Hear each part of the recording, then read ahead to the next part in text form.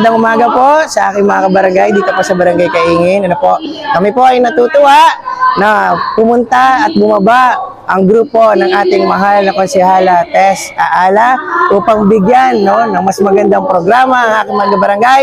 Katulad po ng libreng gupit na ito, tunay na nagpapakita na ang mga taga-Kaingin ay may tinatagong taglay na ganda. Lalo pa natin palalabasin ang tunay na ganda ng mga kabarangay sa pamamagitan po ng ganitong programa. Kaya po kami, ang buong sanggunian sa panguna po ng inyong Kapitan Cap Edwin Sebo, ay taus-puso nagpapasalamat sa inyong pag-aalaga at pagmamahal sa aking mga kabarangay sa pangunguna po ng ating konsehala Tess Aala. So muli, maraming salamat po sa inyo, sa mga staff, sa mga naggagandang naggugupit, dalawang magandang naggugupit.